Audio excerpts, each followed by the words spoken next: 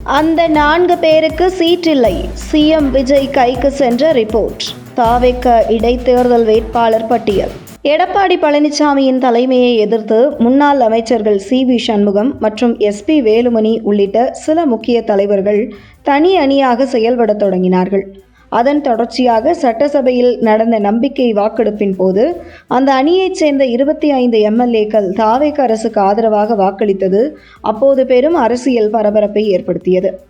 இதையடுத்து கொறடா உத்தரவை மீறியதாக கூறி அந்த உறுப்பினர்கள் மீது நடவடிக்கை எடுக்க வேண்டும் என்று அதிமுக தரப்பு சபாநாயகரிடம் மனு அளித்தது. அதே சமயத்தில் பெருந்துறை ஜெயக்குமார், அம்பாசமுத்திரம் இசக்கி சுப்பையா, மதுராந்தகம் மரகதம் குமரவேல் மற்றும் தாராபுரம் சத்யபாமா ஆகிய 4 எம்எல்ஏக்கள் தங்களது பதவிகளை ராஜினாமா செய்துவிட்டு தாவேகவில் இணைந்தனர்.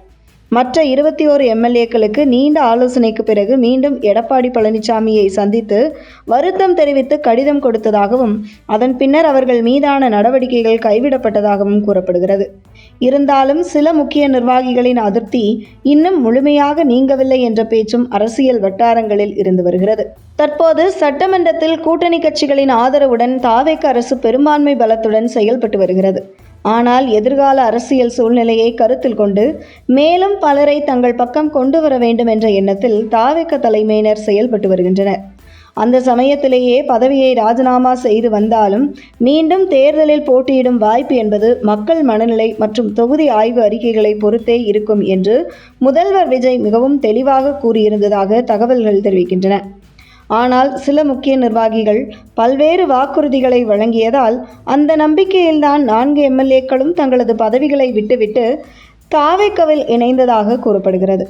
இந்த நிலையில் அந்த 4 தொகுதிகளிலும் நடத்தப்பட்ட ரகசிய ஆய்வில் அந்த முன்னாள் எம்எல்ஏக்களுக்கு மக்கள் மத்தியில் எதிர்பார்த்த அளவுக்கு ஆதரவு இல்லை என்றும் மீண்டும் அவர்களையே வேட்பாளர்களாக அறிவித்தால் தேர்தலில் பின்னடைவு ஏற்படும் என்றும் தகவல்கள் கிடைத்ததாக அரசியல் வட்டாரங்களில் பேசப்படுகிறது.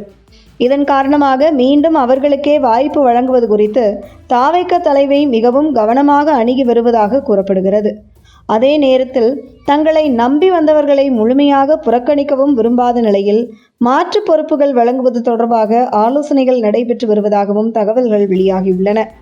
இதனால் மிகுந்த நம்பிக்கையுடன் கட்சி மாறிய 4வரும் தற்போது கடும் ஏமாற்றத்தில் இருப்பதாகவும் தங்களை அழைத்து வந்தவர்களிடமே தங்களது ஆதங்கத்தை வெளிப்படுத்தி வருவதாகவும் அரசியல் வட்டாரங்களில் பேசப்படுகிறது.